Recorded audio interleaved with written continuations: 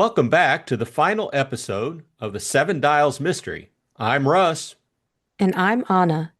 We've reached the end game, and if you thought you had this mystery figured out, Agatha Christie just pulled the rug from out under everyone. When we last left off, Lady Eileen, Bundle Brent, was waking up from a very literal knockout. But before she even opened her eyes, she got a confession she wasn't expecting. Poor Bill Eversley. He thought he'd killed her. He was midway through a panicked, heartfelt declaration of love when Bundle finally decided to stop playing possum and admit she was enjoying the compliments. It was a rare moment of vulnerability for both of them. Ended, of course, by a marriage proposal and Bill being compared to a very faithful dog. But the romance was cut short when the mysterious Mr. Moskarovsky marched Bundle into the heart of the Seven Dials. This was the moment we've been waiting for. Bundle was standing face to face with the masked number 7, the leader of what we all assumed was a dangerous criminal organization. But when the mask came off, it wasn't a master criminal. It was the wooden-faced Superintendent Battle of Scotland Yard. Talk about a plot twist. Battle revealed that the Seven Dials isn't a gang of crooks, but a group of bright young things acting as amateur secret agents to protect their country. And the surprises kept coming. Number 3 turned out to be Bill himself, and the beautiful foreign adventuress Countess Radsky was actually Babe St. Mar, a New York actress working undercover to find out who killed her fiancé, Ronnie Devereaux. But the biggest shock of all, the man they were hunting, the person responsible for the deaths of Jerry Wade and Ronnie Devereaux, wasn't a shadowy stranger. It was the hero of our story, so to speak, Jimmy Thesiger. Battle confirmed that Jimmy has been arrested, but there are still a few loose ends to tie up at the Abbey. If you are enjoying our content, please like the video, subscribe to the channel, and turn on notifications so you'll know when we drop a new episode. Now, let's dive into these final chapters and see how the Seven Dials finishes the job in Agatha Christie's The Seven Dials Mystery. Chapter 33 Battle Explains. Superintendent Battle settled to explain. He spoke comfortably and cozily. I didn't suspect him for a long time myself. The first hint of it I had was when I heard what Mr. Devereaux's last words had been. Naturally, you took them to mean that Mr. Devereaux was trying to send word to Mr. Thesiger that the Seven Dials had killed him. That's what the words seemed to mean on their face value. But, of course, I knew that couldn't be so. It was the Seven Dials that Mr. Devereaux wanted told, and what he wanted them told was something about Mr. Jimmy Thesiger. That thing seemed incredible, because Mr. Devereaux and Mr. Thesiger were close friends. But I remembered something else. That these thefts must have been committed by someone who was absolutely in the know. Someone who, if not in the Foreign Office himself, was in the way of hearing all of its chit-chat. And I found it very hard to find out where Mr. Thesiger got his money. The income his father left him was a small one, yet he was able to live at a most expensive rate. Where did the money come from? I knew that Mr. Wade had been very excited by something he had found out. He was quite sure that he was on the right track. He didn't confide in anyone about what he had thought that track was, but he did say something to Mr. Devereaux about being on the point of making sure. That was just before they both went down to Chimneys for that weekend. As you know, Mr. Wade died there, apparently from an overdose of a sleeping draught. It seemed straightforward enough, but Mr. Devereaux did not accept that explanation for a minute. He was convinced that Mr. Wade had been cleverly put out of the way and that someone in the house must actually be the criminal we were all after. He came, I think, very near confiding in Mr. Thesiger, for he certainly had no suspicions of him at that moment. But something held him back. Then he did a rather curious thing. He arranged 7 clocks upon the mantelpiece, throwing away the eighth. It was meant as a symbol that the seven dials would revenge the death of one of their members, and he watched eagerly to see if anyone betrayed themselves or showed signs of perturbation. And it was Jimmy Thesiger who poisoned Jerry Wade? Yes, he slipped the stuff into a whiskey and soda, in which Mr. Wade had downstairs before retiring to bed. That's why he was already feeling sleepy when he wrote that letter to Miss Wade. Then the footman, Bauer, hadn't anything to do with it? Asked Bundle. Bauer was one of our people, Lady Eileen. It was thought likely that our crook would go after Herr Eberhard's invention, and Bauer was got in the house to watch events on our behalf. But he wasn't able to do much. As I say, Mr. Thesiger administered the fatal dose easily enough. Later, when everyone was asleep, a bottle, glass, and empty chloral bottle were placed by Mr. Wade's bedside by Mr. Thesiger. Mr. Wade was unconscious by then, and his fingers were probably pressed around the glass and the bottle so that they should be found there if any questions would arise. I don't know what effect the 7 clocks on the mantelpiece made on Mr. Thesiger. He certainly didn't let on anything to Mr. Devereaux. All the same, I think he had a bad 5 minutes now and again thinking of them, and I think he kept a pretty wary eye on Mr. Devereaux after that. We don't know exactly what happened next. No one saw much of Mr. Devereaux after Mr. Wade's death, but it is clear that he worked along the same lines that he knew Mr. Wade had been working on and reached the same result, namely, that Mr. Thesiger was the man. I fancy, too, that he was betrayed in the same way. You mean? Through Miss Lorraine Wade, Mr. Wade was devoted to her. I believe he hoped to marry her.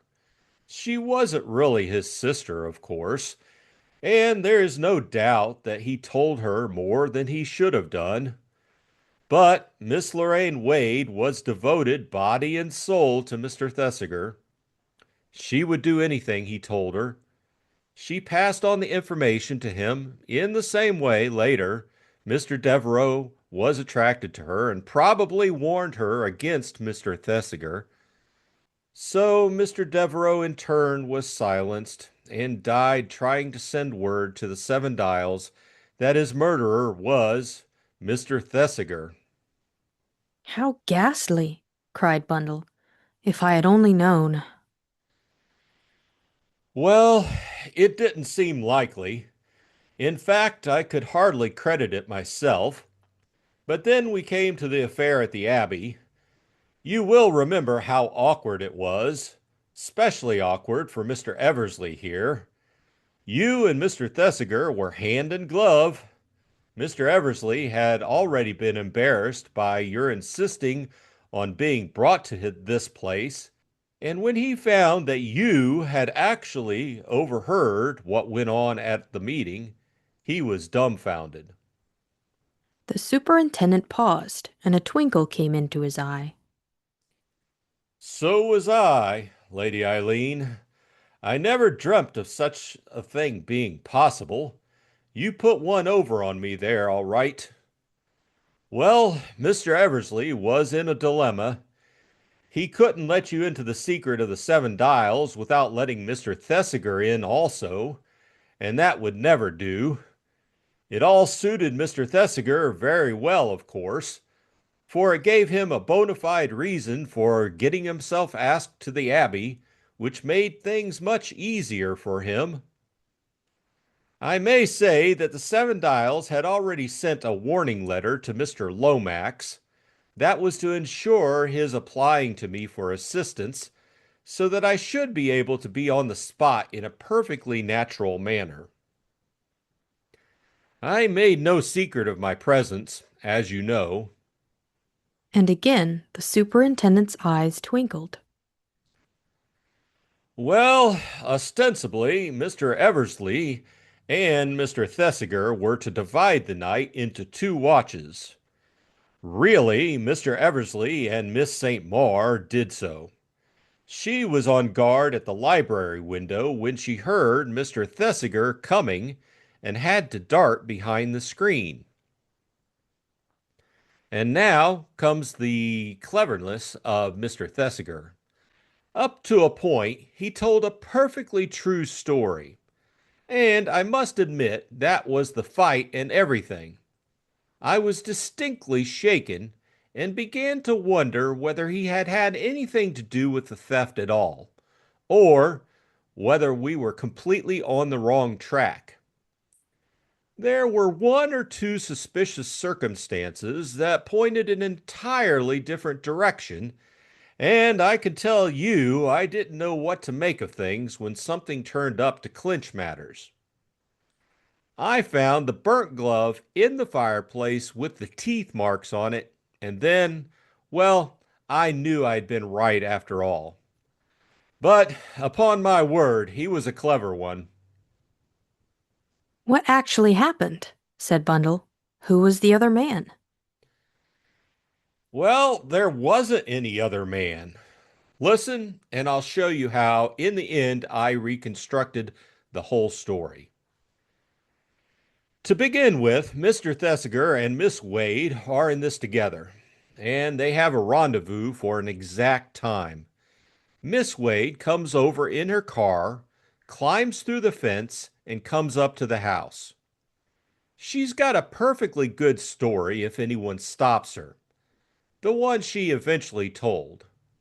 But she arrived unmolested on the terrace just after the clock had struck 2. Now, I may say to begin with that she was seen coming in. My men saw her, but they had orders to stop nobody from coming in, only going out. I wanted, you see, to find out as much as possible. Miss Wade arrives on the terrace, and at that minute a parcel falls at her feet and she picks it up. A man comes down the ivy and she starts to run. What happens next? The struggle, and presently the revolver shots. What will everyone do? Rush to the scene of the fight. And Miss Lorraine Wade could have left the grounds and driven off with the formula safely in her possession. But things didn't happen quite like that. Miss Wade runs straight into my arms. And at that moment, the game changes. It's no longer attack, but defense. Miss Wade tells her story. It is perfectly true and perfectly sensible. And now we come to Mr. Thesiger. One thing struck me at once. The bullet wound alone couldn't have caused him to faint. Either he had fallen and hit his head, or, well, he hadn't fainted at all. Later, we had Miss St. Maur's story. It agreed perfectly with Mr. Thesiger's. There was only one suggestive point. Miss St. Maur said that after the lights were turned out and Mr. Thesiger went over to the window, He was so still that she thought he must have left the room and gone outside. Now, if anyone is in the room, you can hardly help hearing their breathing if you are listening for it. Supposing, then, that Mr. Thesiger had gone outside, where next? Up the ivy to Mr. O'Rourke's room. Mr. O'Rourke's whiskey and soda having been doped the night before, he gets the papers, throws them down to the girl, climbs down the ivy again, and starts the fight. That's easy enough when you come to think of it. Knock the tables down, stagger about, speak in your own voice, and then in a hoarse half whisper, and then the final touch. The two revolver shots. His own cold automatic, bought openly the day before, is fired at an imaginary assailant. Then, with his left gloved hand, he takes from his pocket the small Mauser pistol and shoots himself through the fleshy part of the right arm. He flings the pistol through the window, tears off the glove with his teeth, and throws it into the fire. When I arrive, he is lying on the floor in a faint. You didn't realize all this at the time, Superintendent Battle? No, that I didn't. I was taken in as much as anyone could be. It wasn't till long afterwards that I pieced it all together. Finding the glove was the beginning of it. Then I made Sir Oswald throw the pistol through the window. It fell a good way farther on than it should have done. But a man who is right-handed doesn't throw nearly as far with the left hand. Even then, it was only suspicion, and a faint suspicion at that. But there was one point that struck me. The papers were obviously thrown down for someone to pick up. If Miss Wade was there by accident, who was the real person? Of course, for those who weren't in the know, that question was answered easily enough. The Countess. But there I had the pull over you. I knew the Countess was all right. So what follows? Why, the idea that the papers had actually been picked up by the person they were meant for. And the more I thought of it, the more it seemed to me a very remarkable coincidence that Miss Wade should have arrived at the exact moment she did. It must have been very difficult for you when I came to you full of suspicion about the Countess. It was, Lady Eileen. I had to say something to put you off the scent, and it was very difficult for Mr. Eversley here, with the lady coming out of a dead faint and not knowing what she might say. I understand Bill's anxiety now, said Bundle, and the way he kept urging her to take time and not talk till she felt quite all right. Poor old Bill, said Miss St. Maur. That poor baby had to be vamped against his will, getting madder'n a hornet every minute. Well, said Superintendent Battle, there it was. I suspected Mr. Thesiger, but I couldn't get definite proof. On the other hand, Mr. Thesiger himself was rattled. He realized more or less what he was up against in the Seven Dials, but he wanted badly to know who number 7 was. He got himself asked to the Coots under the impression that Sir Oswald Coot was number 7. I suspected Sir Oswald, said Bundle, especially when he came in from the garden that night. I never suspected him, said Battle. But I don't mind telling you that I did have my suspicions on. But I don't mind telling you that I did have my suspicions of your young chap, his secretary. Pongo? Said Bill. Not old Pongo. Yes, Mr. Eversley, old Pongo, as you call him. A very efficient gentleman, and one that could have put anything through if he had the mind to. I suspected him partly because he'd been the one to take the clocks into Mr. Wade's room that night.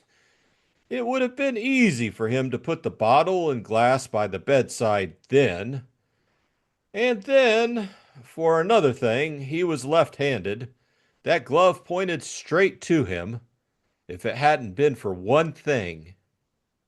What? The teeth marks. Only a man whose right hand was incapacitated would have needed to tear off that glove with his teeth. So Pongo was cleared. So Pongo was cleared, as you say. I'm sure it would have been a great surprise to Mr. Bateman to know he was ever suspected. It would, agreed Bill. A solemn card, a silly ass like Pongo? How do you ever think? Well, as far as that goes, Mr. Thesiger was what you might describe as an empty-headed young ass of the most brainless description. One of the two was playing a part. When I decided that it was Mr. Thesiger, I was interested to get Mr. Bateman's opinion of him. All along, Mr. Bateman had the gravest suspicions of Mr. Thesiger and frequently said as much to Sir Oswald. It's curious, said Bill, but Pongo always is right. It's maddening. Well, as I say, went on Superintendent Battle, we got Mr. Thesiger fairly on the run. He was badly rattled over the Seven Dials business and uncertain just where the danger lay. That we got him in the end was solely through Mr. Eversley.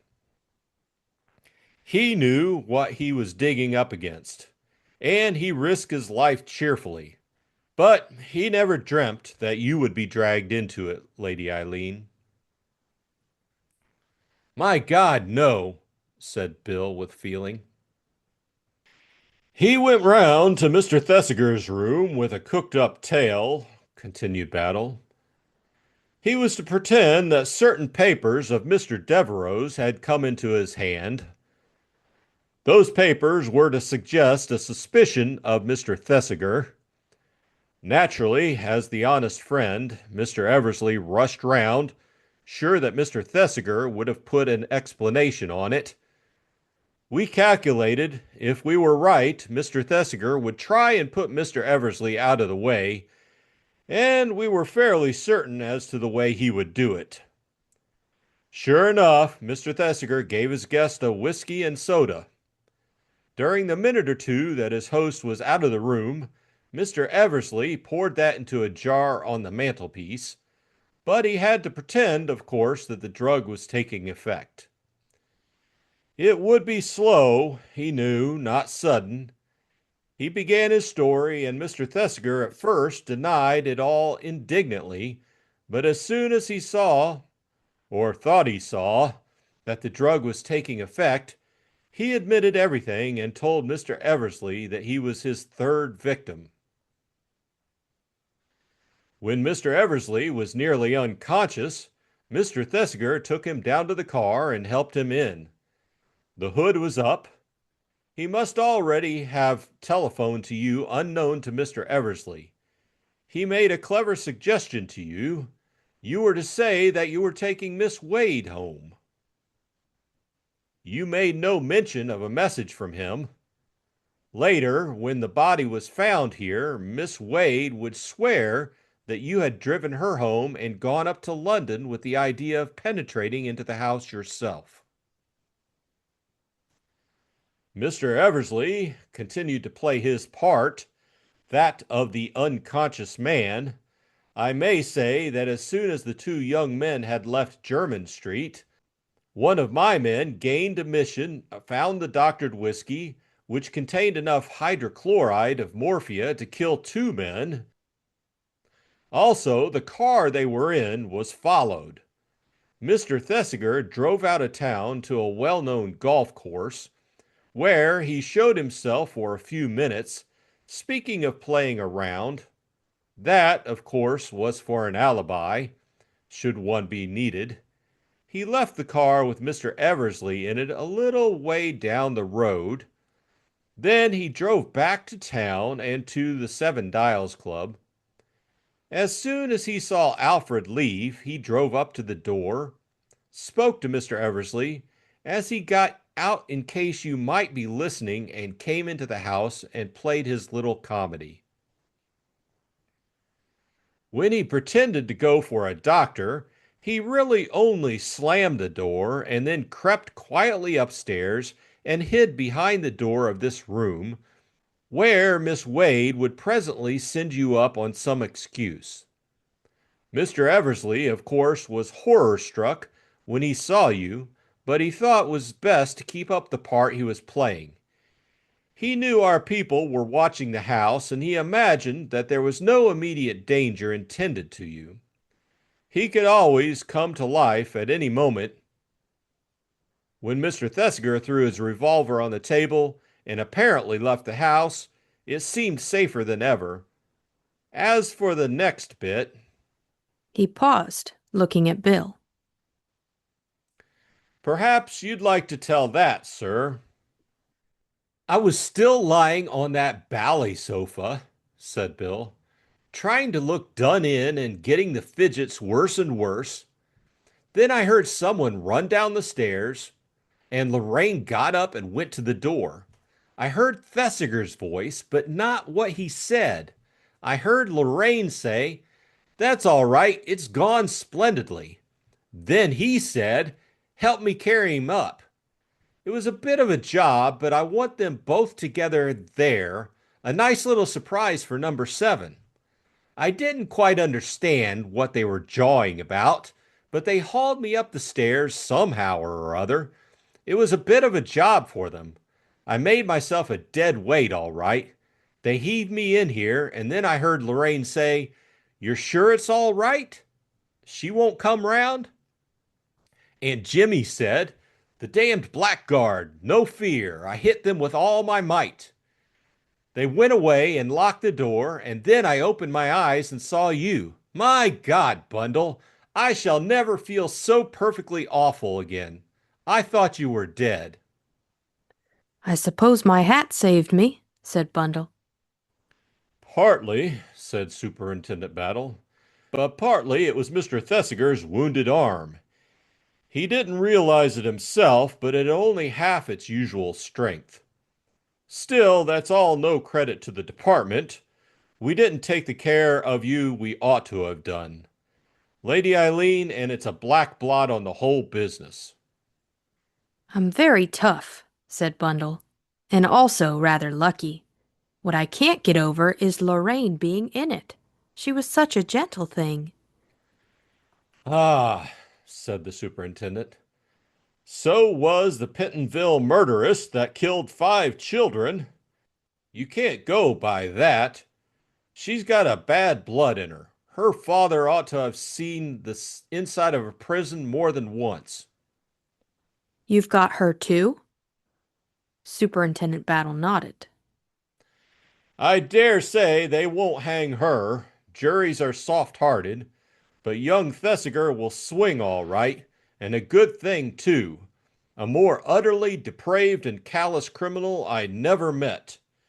And now, he added, if your head isn't aching too badly, Lady Eileen, what about a little celebration? There's a nice little restaurant round the corner. I'm starving, Superintendent Battle. Besides, she looked round, I've got to get to know all my colleagues. The Seven Dials, said Bill. Hurrah! Some fizz is what we need. Do they run to fizz at this place, Battle? You won't have anything to complain of, sir. You leave it to me. Superintendent Battle, said Bundle, you are a wonderful man. I'm sorry you're married already. As it is, I shall have to put up with Bill.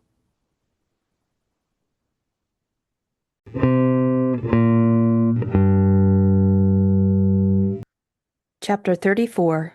Lord Caterham Approves. Father, said Bundle, I've got to break a piece of news to you. You're going to lose me. Nonsense, said Lord Caterham. Don't tell me that you're suffering from the galloping consumption or a weak heart or anything like that, because I simply don't believe it. It's not death, said Bundle. It's marriage. Very nearly as bad, said Lord Caterham. I suppose I shall have to come to the wedding, all dressed up in tight, uncomfortable clothes, and give you away. And Lomax may think it's necessary to kiss me in the vestry. Good heavens! You don't think I'm going to marry George, do you? Cried Bundle. Well, something like that seemed to be in the wind last time I saw you, said her father. Yesterday morning, you know.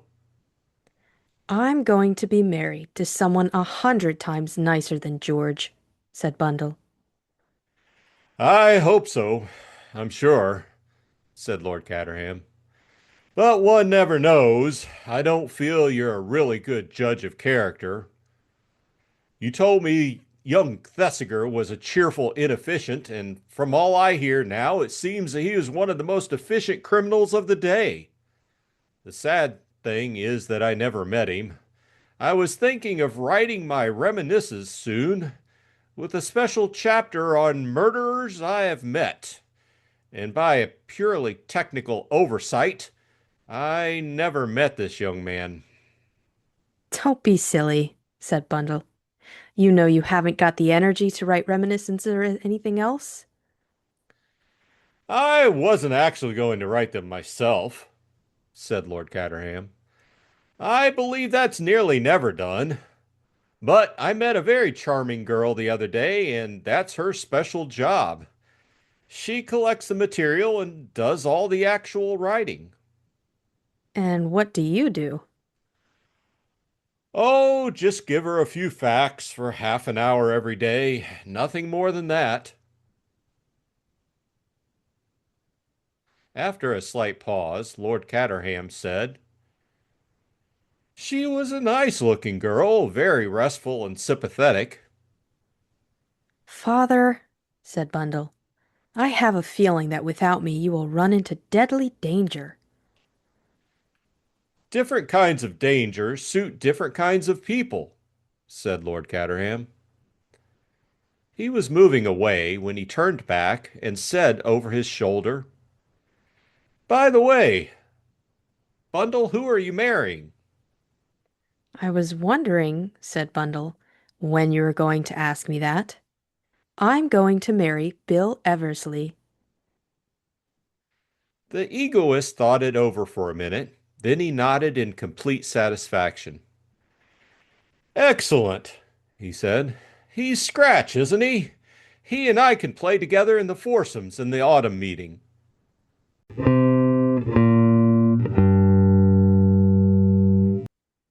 All right, wow, that was such a good ending. I actually did not see any of that coming. It was a complete twist, but Me in either. reality, yeah, in reality, That really hit me.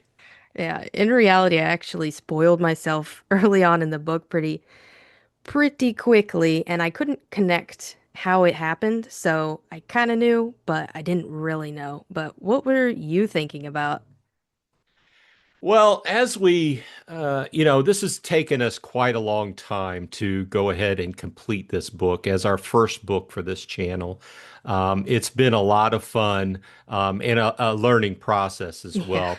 When I look back at the book, and I don't attend, I know you go to book club and you talk about novels pretty frequently. Mm. I don't really attend a book club, but I've always loved Agatha Christie novels. In fact, when I was in high school and college, I acted in a couple Agatha Christie plays. But I've always loved her stories, and I've probably read most of them at this point. Mm. But this is kind of a critical juncture as far as her storytelling. Up to this point, her stories have kind of taken place in like a manner, and Mm. a mystery happened, a death happened, or something, somebody got killed, or something like that, and then kind of a clue type Yeah. mystery. And at this point, things have changed, and it's almost become an adventure story or an action film that we would see today. You've got young kids driving, or not kids, kids in their 20s. Yeah. I'm the old guy, right? So they're driving fast, they're living loosely, they're not really concerned about danger. I mean, these people that were part of the Seven Dials were really living on the edge, and two of them ended up getting killed. Hmm. But I think the big thing that caught me was I think we have to start with the fact that it's Jimmy. Yeah. I never saw that coming. And I pride myself in knowing these type of stories, watching a lot of movies, reading a lot of books, and being able to kind of foretell who it is really right off pretty quickly. But this one, and I tried not to spoil myself by, looking things up too much and going too far forward in the story. Yeah. Um, but yeah, it completely got me because what we're looking at here is Jimmy Thesiger, the character, was framed as a quintessential 1920s hero. Remember back in those times, and we're going to talk about this in a different point here in a few minutes, but in those times, it was the man that was the hero, right? Yeah. He was charming. He was a rich guy, and he was seemingly dedicated to the cause. Um, but right there at the end, we find that it's a flip back on that. Yeah, he was dedicated to his own cause. Like, Yeah, money. yeah, I really didn't see it coming. He honestly was just, he was friendly. He was, like you said, charming, and they were all friends. So whenever like, we found out that he murdered two of his really good friends, it was like, what could Yeah, make you want to do that? money's the root of all evil. Yeah. Well, another thing that I really liked about this book, which is, I feel like a little bit different since this is, I don't remember when this was written, 1930s? It was in the 20s. 20s. I'd have to look it up. Well, either way, back then, The end of the 20s. I think it was like 1920, yeah, 29. like you had said, a lot of like the main male characters were male, and the woman in the character would in the book would be like the damsel in distress, and in this one, Yeah, yeah. Bundle really like shone through, and there were a lot of chapters through her eyes, and she wasn't completely correct in everything. She suspected Countess Radsky, but I think it was very refreshing, and it was new for the time, so I really enjoyed that. Yeah, definitely. That's a very good point because, like, on my original point, there is it's back then it was usually the man who was the hero, Hmm. and this has completely flipped that up. Of course, the author, it doesn't help or it doesn't hurt that the author is a female herself, but Mm. you find that she also has another popular female mystery solver in Miss Marple, Yeah. and she has a male one in Hercule Poirot. So it's an interesting throw in there, a young lady that is just full of gumption and got the job done. So now, another thing that kind of looking at the story is the what the Seven Dials actually was, right? Hmm. So obviously, this whole story we've been going through, and it just felt like that they were up to no good. This was a club that was doing, killing people and getting ready to steal things. Yeah. And then we see at the end the plot twist that they're actually an amateur crime solving group. So that's definitely one of the big parts of this story. I don't know. I didn't see that coming, definitely. Yeah, I really enjoyed how they included all the different characters. I mean, ultimately, I guess they have to give the credit to the police force, so I can understand why they put superintendent battle at the head, but it was really interesting that they allowed all of these different characters to participate. And even though it was technically like amateur hour, I thought it was pretty cool that they solved the mystery in the end. And I don't give all the credit to Superintendent Battle. It was definitely everybody. Yeah, it was definitely a team effort, and two people unfortunately had to give up their lives. Now, Mhm. one thing that's a little bit lighter here, this work was at times funny, or Yeah. I don't want to say funny, but there was she mixed in some good humor. And I'm bringing this up because it is in a lot of cases because of Bundle's dad. And it was just that was the character he was. He was an older, affluent guy who just couldn't be bothered to get involved or basically do any work at all. So I bring this up because I'm your dad. So Yeah. at different points in the story, both you and I laughed out Hmm. loud when we would read a line because it's funny. I mean, the humor, obviously back then we're talking about rich society type people in Great Britain after World War One, but the kind of the humor in it still holds up today. Yeah, we can still relate. Yeah, I really enjoyed it because it kind of it did remind me of our relationship and how we would always banter back and forth like that and share comedy because you've taught me all your dad jokes. But another thing that I really thought was interesting was that Superintendent Battle walked through the end chapter. Like basically that one chapter was just him describing everything. And he was very I wouldn't say emotionless, but he was very stalwart about it. How he was kind of wooden, but I think that's kind of how maybe a personification of the police force at the time. But I thought it was pretty cool how he laid it all out, and he was kind of slow about it in the story, of course, but he he effectively solved the murders and as opposed to like Bundle, it was a good kind of sounding board for both of them, I think. Yeah, it almost kind of that, and trust me, I know because I had to read that whole chapter Yeah. out and do various voices, right? And to tell you the truth, we had to stop several times during that so I could drink some water, Mm. just because there was so much talking on my part. But it kind of reminded me of like a Sherlock Holmes type mystery where you get to the end of it and Sherlock Holmes is just uh, telling everybody Yeah. how the murder happened or how the crime happened, and just very straightforward. Like, I can't believe you guys just didn't see this, like that. So Yeah. even though, I got to be honest, I did not see half of that stuff. It was Yeah.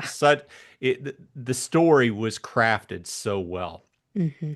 And I think this all kind of wraps up in a nutshell and fits into kind of what we were talking about, Lord Caterham being the comedy. I don't want to say comedy, but he injected some lighter moments in the story. And I Hmm. think that at this specific moment in British history, it was right after World War One, and we have these young people, and they are um, kind of rebelling against Hmm. the old guard, the older, like be represented by Lord Caterham. Hmm. Um, and it's kind of like a critique of the declining aristocracy, something like that. It's a deeper statement. I think she just kind of wanted to give us a picture of what it looked like in Yeah. Great Britain at that point in time. So, I mean, it has to be. We have to talk about this. It seems like they wove in several marriage requests into the story, and to me, I don't know. I mean, I guess it was kind of part. I mean, it was part of the story, right? But it seemed kind of out of place to me. What do you think? Yeah, I thought, well, how many proposals did we have? We had three or four? Three. I think there was three. Yeah. So, at the very end, of course, Bill and Bundle, I thought it was cute, and you could see their connections in the previous chapters, but I think kind of in the end, it was just throw in a little bit of happiness and like we were talking about earlier, a little bit of lighthearted comedy and her father talking about the proposal, and I thought it was really nice. But Yeah. now that the mystery overall has been solved, what do you feel about the title of the Seven Dials mystery? Do you think it refers more to the location, the people, or perhaps the concept of time itself running out? Yeah, that's a good question because I've been thinking about over the last week or two, and I really think that it's the Seven Dials is about the group. Hmm. We have this group of kind of mismatched characters that are put together as like a motley crew of amateur crime solvers. I mean, you have the actress who's good at acting, making people think she's somebody she's not. Yeah. We've got two young men who are very gung ho and very brave. We've got the police commissioner who is very good at solving murders and so on and so forth. Anyway, you've got this collection of people that all volunteered for the betterment of the country Yeah. to find this guy. And I think the Seven Dials really it just refers to the group collective. Mm. Thanks for dropping by the Dragon's Den and joining us for Agatha Christie's The Seven Dials Mystery.